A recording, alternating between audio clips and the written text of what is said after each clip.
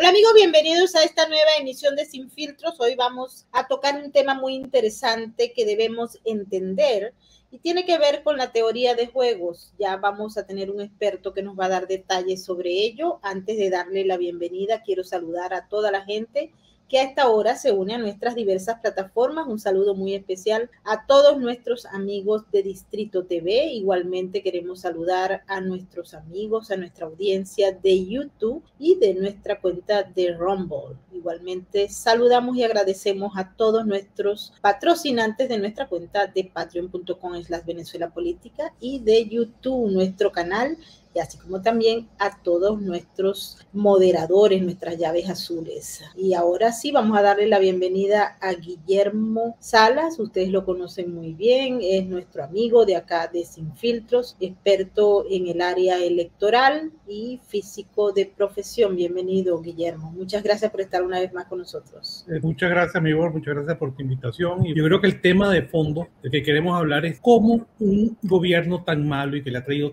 tantas desgracias al pueblo venezolano ha permanecido casi ya por, no sé, mucho más de 20 años en el poder. ¿Cómo todo eso fue posible? Y yo creo que en parte de eso es que los hemos subestimado mucho y hemos creído que ellos son como brutos, porque eso se decía al principio, ¿no? Los chavistas son brutos, ellos duran 2 años, a los 2 años se van y están caídos. No, yo creo al revés, yo creo que son unas personas extremadamente inteligentes y que usan todas las técnicas, incluso técnicas como esta, como la de teoría de juego, para mantenerse en el poder y manipular tanto a la oposición venezolana como a la oposición pública mundial. Claro, hay que entenderlo porque hay mucha gente que apuesta a soluciones que no pueden materializarse en la práctica, en el sentido de que no van a dar el resultado que se requiere porque la naturaleza del régimen no lo permite, el régimen de teflón. Adelante. Vamos a llamar primero el camino al eterno fracaso, luego el uso perverso de la teoría de juego y después la primaria, ruta a un nuevo fracaso, como pregunta, porque eso es algo que está en el futuro y obviamente si será la ruta o no, un nuevo fracaso dependerá de qué acciones se hagan y qué acciones se tomen, ¿no? Entonces vámonos con la primera parte, el camino al eterno fracaso. Vamos a empezar con el largo historial de los caminos al fracaso. Y primero entendiendo que sobre todo el mundo político y las naciones actúan en base al costo-beneficio. Si ve que el costo le es muy livianito y el beneficio le es mucho, agarra ese camino. Entonces es algo que siempre tenemos que tener presente para ver cómo actúa la gente. Vamos a ver, estas son un poco la historia de lo que ha venido pasando en Venezuela. Yo creo que un poquito empezó esto en la primera intento de salir de Chávez, fue en el año 2000, ¿se acuerdan? Ya eso hace ya bastante más de 20 años, que fue con Arias Cárdenas, votamos y no logramos salir. Después en el 2004, Enrique Mendoza, bueno, el que pone era el verdadero líder detrás del referéndum revocatorio de 2004 y que tampoco pudimos salir. Después vino Rosales en el 2006 y recuerden, él dijo gano y cobro, se fue su lema de campaña y tampoco ganamos. Recuerden que al final dijo no me ganaron por tanto como dijo el Consejo Nacional Electoral, sino por una niñita así pequeñita. O sea, un discurso absolutamente triste como para reconocer la derrota. Después vino el referéndum para la reforma constitucional de 2007, en el cual supuestamente habíamos parado por los mecanismos electorales al chavismo. Después, recordemos, las otras cosas fue Enrique Capriles, que fue un gran vendedor de optimismo en 2012 y en 2013, y en realidad al final nunca pasó nada. Capriles ahorita está que si le robaron las elecciones, que si no, pero en realidad lo que hubo fue fracaso y frustración. Después vino Ramos Alupe en 2015 cuando ganamos la Asamblea Nacional y se recuerdan que todos estuvimos muy optimistas y al final creo que lo único que se ganó fue mandar sacar unos cuadros de Chávez del Palacio Legislativo, pero mayor triunfo real que eso, más desde el punto de vista hubo prácticamente nada. Después en el 2018 poca gente sembró sus esperanzas en Henry Falcón y en el 2019 mucha gente tuvo esperanza en el gobierno interino de Guaidó y sin embargo todo eso han sido esperanzas y frustraciones. Ahorita viene una nueva en el 2004 que veremos qué pasa. Okay, pero hay otras alegrías o esperanzas que hemos tenido los venezolanos en la lucha esta estudiantil que se dio en el 2014 y 2017, no sé, no recuerdo bien los años, pero se dieron en el 2014 y en el 2017, lo que generó en el 2014 la famosa salida y el arresto de Leopoldo López. Hay que recordar ese aspecto. En el caso electoral, el régimen dominaba totalmente el sistema electoral venezolano. Igual pasa en esta lucha. Estos eran unos muchachos con unos escudos de cartón que se enfrentaban un poquito a lo que estamos poniendo aquí en la lámina, a un ejército oficial y bien preparado, bien armado y dispuesto a todo por mantener al régimen en el poder. Por eso estos pobres muchachos fueron las víctimas, ellos hicieron un gran sacrificio y no se consiguió el objetivo. Al final dio una gran frustración, muchachos de estos muertos que a muchos nos partieron el alma y nos la siguen partiendo, pero no se pudo sacar al régimen. Era una cuestión de muy buenas intenciones, de un espíritu de sacrificio tremendo, pero contra una guerra totalmente desigual. Otra frustración que tuvimos, recordemos, fue esperando el portaavión americano, que se habíamos pedido una pizza y que la pizza no llegó. Todo esto se pasaba por el costo-beneficio. Vamos a entender primero cuál es el concepto de estrategia. La estrategia es el camino entre la realidad en que vivimos y el sueño al que queremos llegar. Para que una estrategia tenga éxito se necesitan dos cosas. Primero, decidir cuál es el sueño y después determinar cuál es la realidad. Los fracasos ocurren si no todos tienen el mismo sueño o si se parte de una percepción errada de la realidad. Estas dos cosas pueden llevar a un error fácilmente, a un fracaso. Si no todos tienen el mismo sueño, o sea, por ejemplo, alguien lo que sueña con ser presidente o alguien lo que sueña con ser alcalde o alguien lo que sueña con que le den una gran cantidad de dinero, eso al final lo que lleva es un gran fracaso porque cada uno jala para su lado. Si se parte de una percepción errada de la realidad, nosotros enseñamos nuestra estrategia en base a una falsa realidad y eso no nos va a llevar al sueño. Y eso al final lo que nos lleva es a otro nuevo fracaso porque se está partiendo de una estrategia en base a premisas falsas y no a las premisas verdaderas. ¿Qué pasa con eso? Al final lo que nos trae es frustración, desmovilización, resignación y desesperanza. Nos llevan a un estado de anomia. Y el camino al eterno fracaso que hemos tenido es que no ha habido un sueño en común, sino que han habido cada uno jalando para su lado y además estamos partiendo de una falsa realidad que han vendido a través del mundo, que en Venezuela es un autoritarismo competitivo en el cual se realizan elecciones competitivas. Entonces vamos a ver el siguiente video que yo creo que lo ilustra bastante bien, en el cual, por cierto, sales tú, amigo. Para entender un poco mejor qué está ocurriendo en Venezuela y qué puede ocurrir en los próximos meses, están con nosotros Javier Elaje, que es director jurídico de la Fundación Derechos Humanos, y la periodista venezolana Maybor Petit. Muchas gracias a los dos por estar aquí. Venezuela, a pesar de que tuvo elecciones y que fueron ganadas por la oposición, es un país que cae dentro de la categoría de autoritarismo competitivo, que es una forma de no democracia. No llega a ser un autoritarismo completo, una dictadura.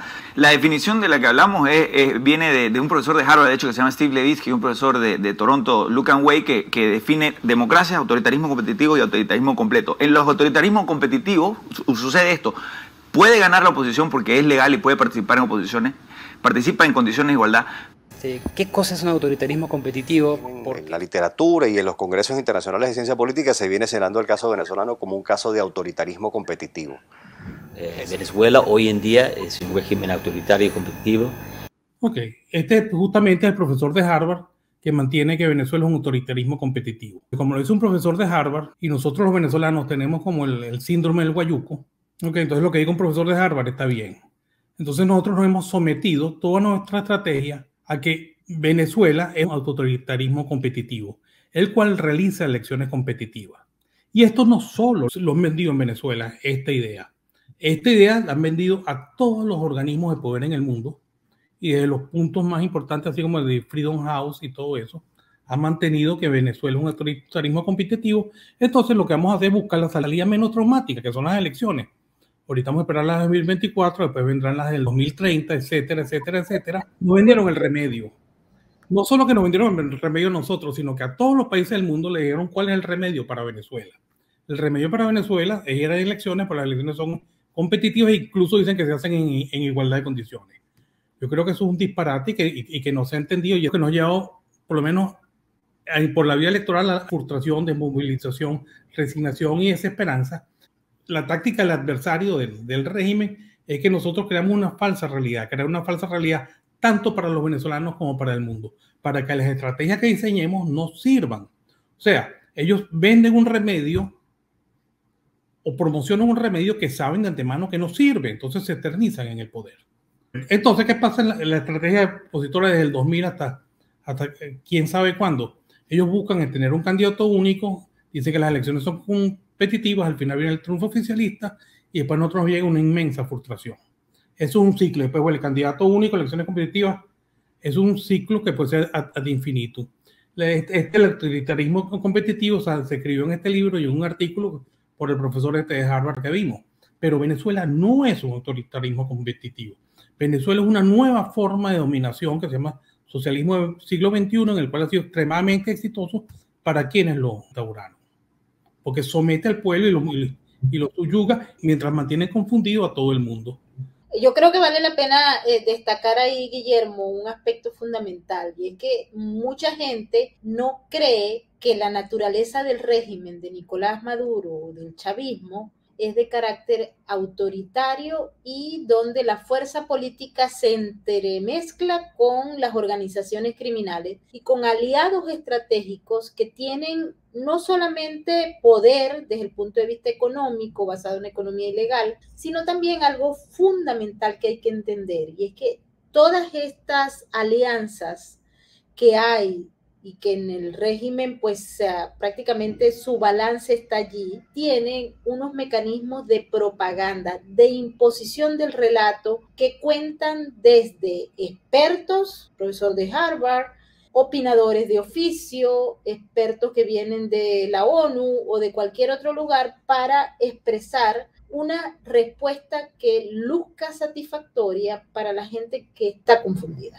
Y con eso se impone el relato. Hoy en día, más que nunca, este esquema hay que entenderlo para poder luchar en la estrategia que se requiere para producir un cambio. De lo contrario, vamos a estar así hasta no se sabe cuándo. Adelante, Guillermo.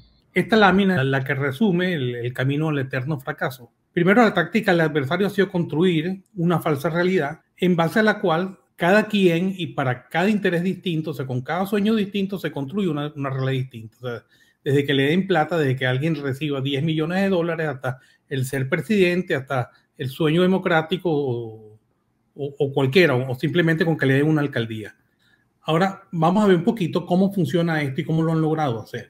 Vamos a ver el uso perverso de la teoría de juego. Esto es lo que dice aquí, quiero que lo saque de Wikipedia, pero un poco la teoría de los juegos dice: ha contribuido a comprender más adecuadamente la conducta humana frente a la toma de decisiones. Sus investigadores estudian las estrategias óptimas, así como el comportamiento previsto y observado por los individuos. O sea, es entender el comportamiento del individuo para hacer toma de decisiones, incluso para controlar la toma de decisiones de los demás. Esta teoría empezó hace mucho tiempo, la creó un húngaro que se llamaba von Neumann, estudiando justamente una partida de póker. Él se pone a analizar una partida de póker y él entiende una cosa fundamental, que no basta con que si tú estás en una partida de póker, tú juegues bien. Tienes que crear las condiciones para que cuando el otro juegue, el costo-beneficio del otro jugador, o sea, la decisión del otro jugador, te beneficie a ti. Entonces tú tienes que crearle al otro jugador un costo-beneficio. Cuando él haga su jugada, el beneficiado seas tú. Y por supuesto, después lo extiende a todas las demás actividades de la vida. Pero entonces, en el fondo es, ¿cómo yo hago para que mis adversarios, cuando ellos intenten beneficiarse, conociendo cómo se comportan, cuando ellos intenten beneficiarse, su jugada me beneficie, sea a mí? Y así es como lo ve el régimen, porque el régimen sí estudia este tipo de cosas. El póker es lo que llama un suma cero. Lo que gana un jugador lo pierde el otro. O sea, al final el conjunto ni gana ni pierde. Simplemente la cantidad de dinero se conserva, lo que pasa es que cambia de mano. La siguiente lámina es un poquito el caso a veces que no son suma ceros, ¿no?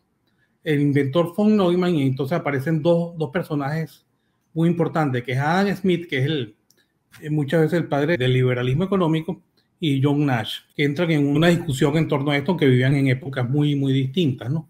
Pero veamos un poquito cuál era la posición de Adam Smith para entender lo que pasa y por qué estamos tan mal como comunidad, o sea, como nación, y las ideas de Nash. Decía Adam Smith, dice que las acciones interesadas, o sea, que las ambiciones de cada jugador permiten alcanzar el máximo nivel del bienestar social. Y en esto es que se basa la teoría liberal de economía, en los pensamientos de Adam Smith, que la ambición de las personas mueve hacia el máximo nivel de bienestar social. Nash dice, no, mira, la cosa no es así, dice. Las acciones interesadas, o sea, las ambiciones de cada jugador conducen a un estado de equilibrio que puede perjudicar mucho al bienestar social. Y da dos ejemplos perfectos de esto, con un encuentro en un bar y lo que llaman el dilema del prisionero, que lo pueden conseguir en YouTube explicado y es magnífico. Simplemente cuando cada quien juega sus ambiciones, eso puede llevar a un desastre absoluto. Eso es a lo que nos han llevado. Ellos tienen que buscar que los actores, los distintos actores que están en el mundo de los que están jugando por nosotros en Venezuela, sus ambiciones beneficien al régimen, y eso causa un inmenso perjuicio a la colectividad. Y eso es así, y más o menos vamos a verlo en la misma forma como lo veía von Neumann. Si yo estoy en una partida de póker y yo quiero ser el gran beneficiario, yo primero identifico, bueno, todos los jugadores. Me consigo todos los jugadores y los analizo, y me consigo los jugadores claves en todo esto. Me consigo los 2 jugadores a los cuales yo sé cuál es su costo-beneficio para ellos, individual. Okay. Y yo hago que este costo-beneficio, cuando ellos hagan su jugada, el gran beneficiario sea yo, o sea, yo que es el régimen. Y lo que busca el régimen es perpetuarse en el poder. Hay que entender que en cada campaña electoral esta que se hace, en la que se hace sin ningún tipo de garantía, se reparten decenas o centenas de millones de dólares dentro de la oposición venezolana. Empiezan a circular dinero de forma impresionante. Fundaciones norteamericanas le aportan a la oposición decenas de millones de dólares. Las compañías venezolanas aportan. O sea, los actores, quienes van a esos procesos electorales que nos han llevado nariceados, creo que es el término, terminan siendo ellos muy, muy beneficiados. Y por el otro lado, entonces se mantiene una narrativa, como la vía, se vendió que es un autoritarismo competitivo, la vía para salir del chavismo, la vía más fácil, la vía idónea, es ir a unas elecciones. Todo esto se confabula en llevarnos a una y otra elección, perdiendo y perdiendo, y nos llevan al estado de frustración, que es lo que ellos quieren. Entonces lo que hacen ellos es conseguirse las personas claves, y las personas claves juegan siempre a favor del régimen. Y eso lo he visto yo porque he estado de cerca siguiendo los distintos actores políticos, estos que están allí en Venezuela, tratando de convencerlos a ellos, siempre me parecieron de lo peor. Recuerdo en las elecciones del 2006, cuando desde el gente de la Universidad Central de Ciencias nos dicen que la tinta indeleble está diseñada para salir con cloro. Lo fuimos a decir al comando de Rosales, en las tintas indelebles, entre otras cosas que le dimos al comando de Rosales, que jamás hizo nada porque no le robaran la elección. Le fuimos a decir que hasta la tinta indeleble está diseñada para que se desapareciera con cloro. Y nos garantizaron que no, que eso no era así, no sé qué. Recuerdo que mi hermano fue a votar, pasa por mi casa, entonces cuando él llega con el dedo manchado, yo agarro un potecito de cloro y simplemente lo que veo como se disolvía la tinta indeleble.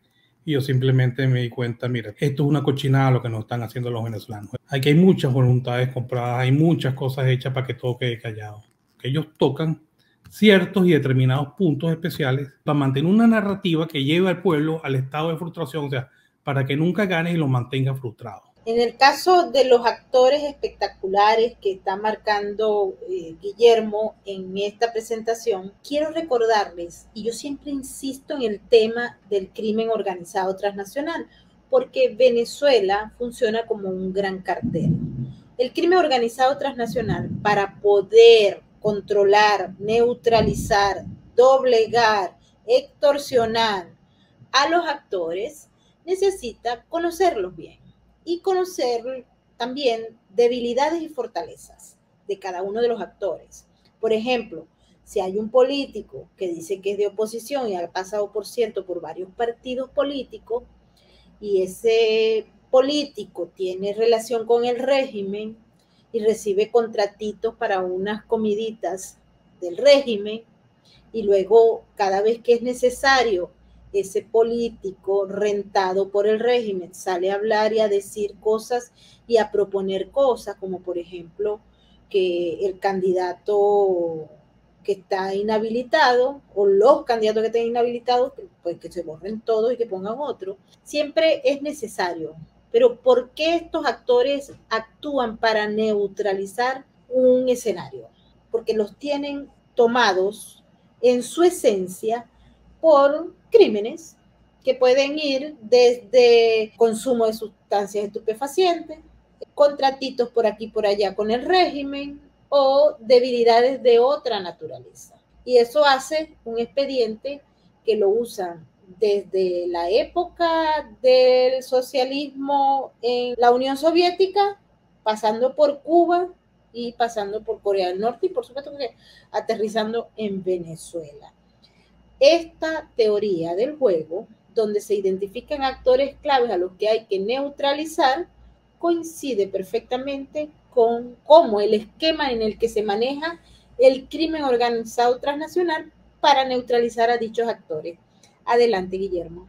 Bueno, en otras palabras, Mayor, el régimen entendió la importancia del saber repartir. Primero, identifica los puntos claves a quienes tienes que repartir, les pones el costo-beneficio de acuerdo a ellos, se lo fabricas a la talla, porque no para todo el mundo el beneficio es lo mismo.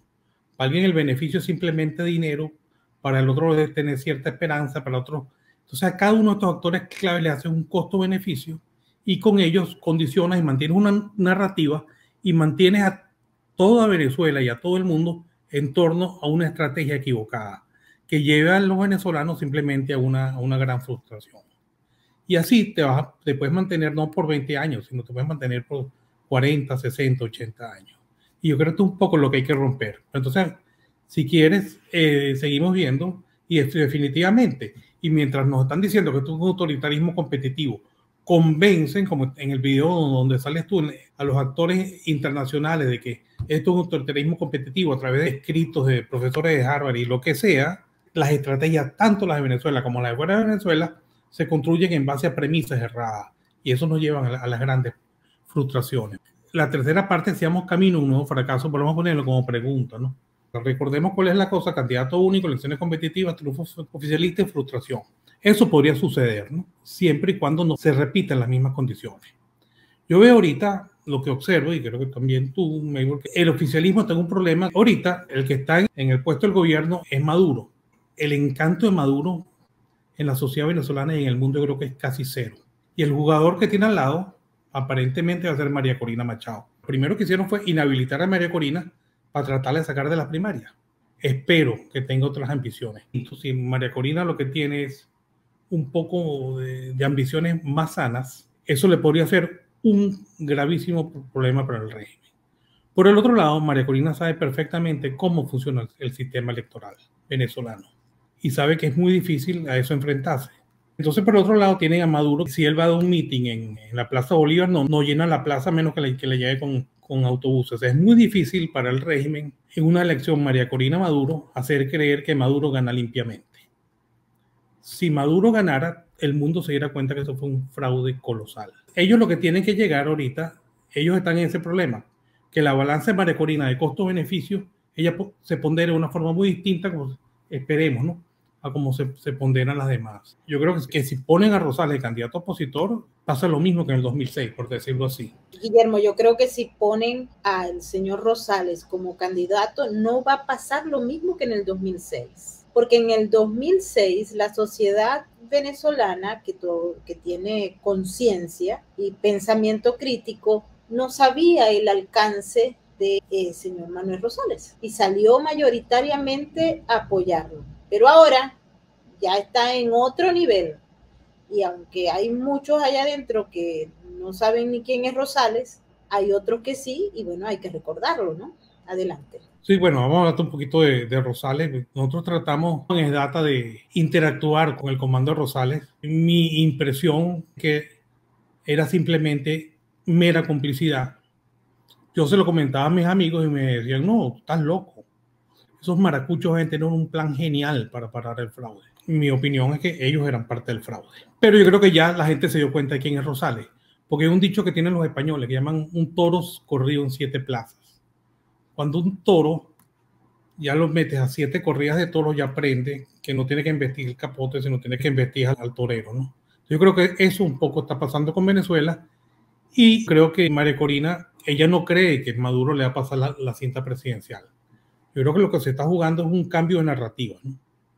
Que la narrativa no la sigan llevando los mismos de antes, que es la que nos ha llevado a frustración tras frustración. Por supuesto que no estoy seguro que eso pase ni tengo ninguna certeza. Simplemente deseo que sea así y espero que no sea igual María Corina que Rosales. Esa jugada desde el punto de vista del candidato opositor. Ahora vamos a ver la jugada desde el punto de vista del régimen. Y el régimen va a actuar siempre por costo-beneficio. El costo-beneficio, ¿qué es lo que más le conviene? Aparentemente ellos jugaron fue a la inhabilitación. Ellos creen que inhabilitando hoy a María Corina es la forma donde ellos pierden menos, del costo-beneficio les es menos adverso a ellos, porque están jugándose una curva. Ahorita se formó un medio escándalo ahorita en estos días, pero juegan a lo mejor apuesta que de aquí a 6 meses, 8 meses, ese escándalo decaiga y al final las elecciones terminan siendo Rosales contra Maduro y al final no pasa nada. Jugar el régimen, para mí, ¿cuál es costo-beneficio? A ellos les es más conveniente. Y dependerá mucho lo que hagamos nosotros. Y eso dependerá, yo creo, el futuro de Venezuela. Si se cambia la narrativa, no creo que unas elecciones en las cuales el resultado oficial, en lo que anuncie la Tibisay Lucena al momento, le diga que María Corina ganó, no lo creo, ni ningún candidato opositor ganó. Pero lo que sí creo es que si anuncian un resultado frente a lo que se está viendo y que rompa la percepción que está teniendo los venezolanos y el mundo, yo creo que a ellos sería bien, bien costoso. Entonces, por eso creo que van a apostar a lo primero la inhabilitación y que dentro de la misma oposición se trate de segregar a los candidatos inhabilitados. A lo largo del tiempo ellos han jugado comprando voluntades a teoría de juego, buscan a quién han tenido que comprar, en quién han tenido que influir, y bueno, y eso ha sido la historia para mí de Venezuela en los últimos 20 y pico años, y esperemos que se rompa ese ciclo. Muy interesante el planteamiento, Guillermo, porque el escenario que se está esperando tiene dos vertientes, y dos vertientes que siempre la hemos planteado de acuerdo a todos los parámetros que se conocen.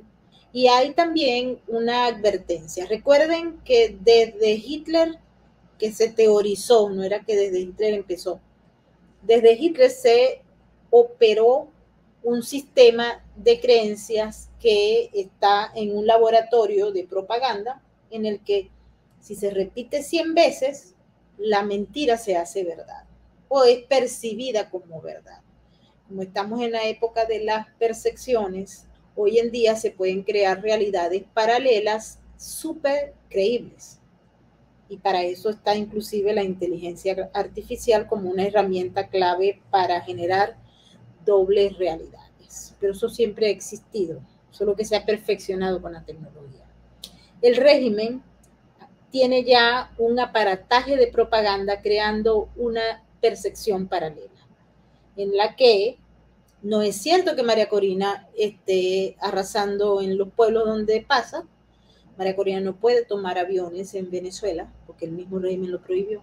Sin embargo, eso no ha sido una desventaja porque ella empezó a recorrer el camino y rompió con una de las antiguas narrativas de la oposición y del régimen, que era que María Corina, por ser rica, mantuana, ya oligarca, millonaria, de una familia oligarca, no tenía conexión, no tenía la capacidad de comunicarse con la gente pobre, con la gente media, con la gente, bueno, en Venezuela prácticamente la clase media se fue del país, pero lo que queda, pues. Ellos siempre acusaron a María Corina de su incapacidad para comunicarse con la mayoría, porque ella se comunicaba era con la gente formada, inteligente, no los de abajo. Y eso resulta que se cayó, que ya esa narrativa no funciona porque María Corina se comunica con todos los grupos y sectores sociales. Tenemos otra que ustedes siempre tienen que preguntarse, Guillermo, tú lo has planteado en varias oportunidades.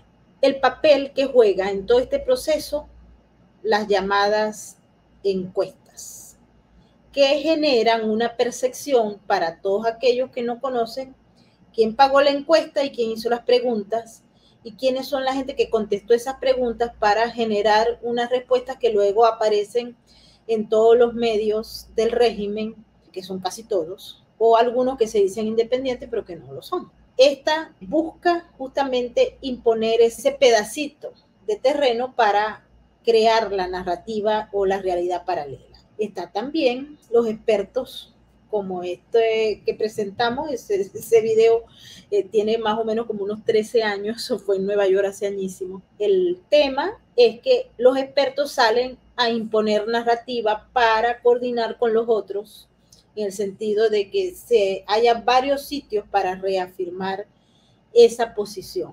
Pero sigue siendo en el fondo lo mismo, una realidad creada en un laboratorio y repetida ya no 100 veces, sino 1000 veces para que la gente crea que es verdad. Pero en todo caso, y quiero recordar porque Guillermo ha hecho una presentación bastante explícita al respecto, es que en el laboratorio de propaganda se está trabajando para que la realidad que ven los venezolanos día a día sea borrada por una realidad paralela.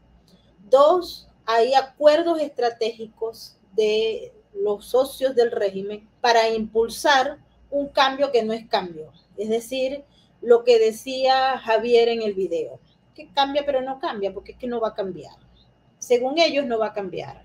¿Y cuál es la fuerza que podría transformar esto en una oportunidad, Guillermo?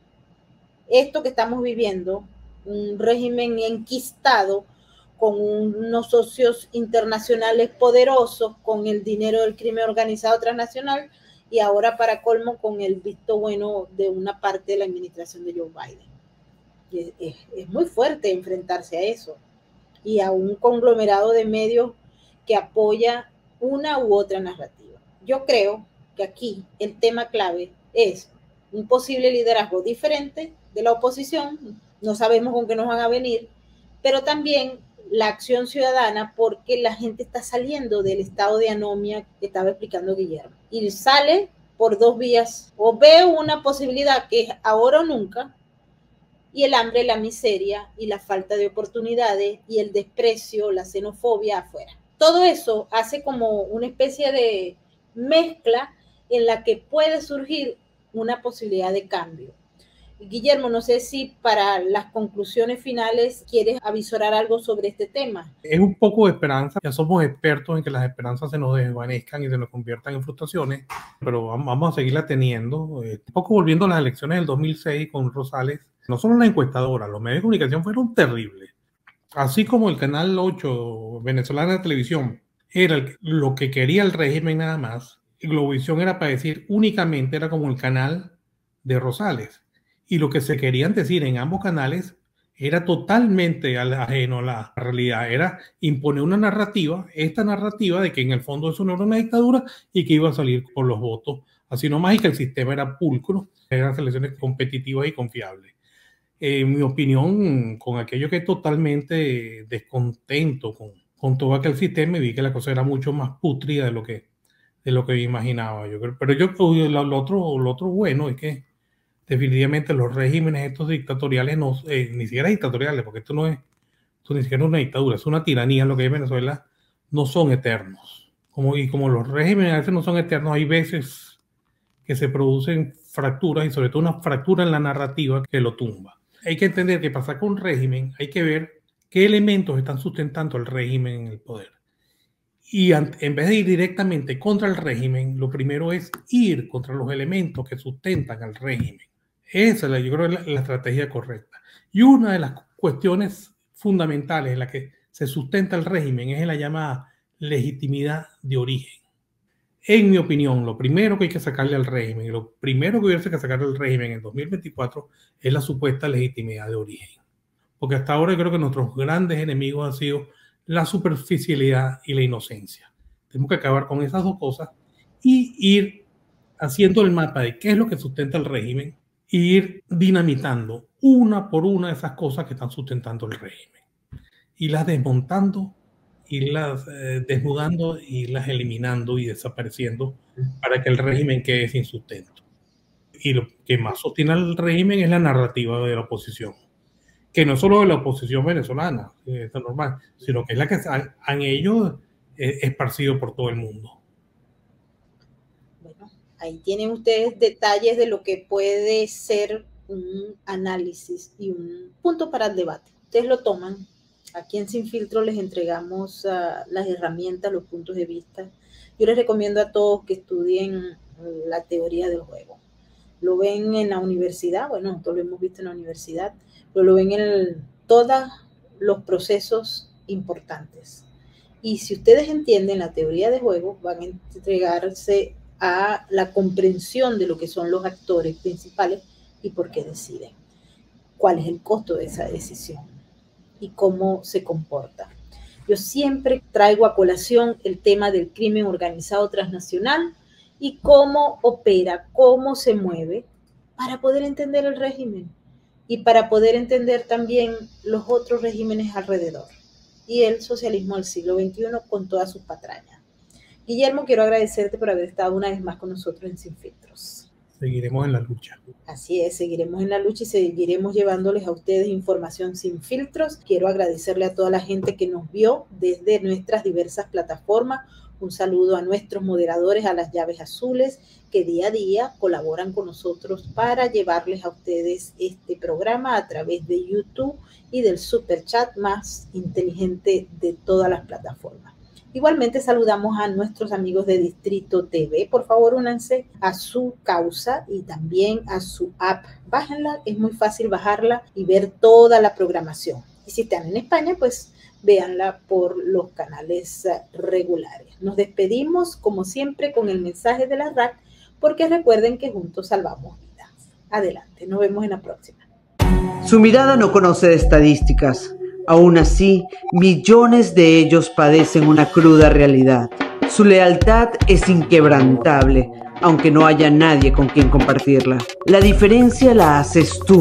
Adopta, esteriliza, colabora. Red de Apoyo Canino.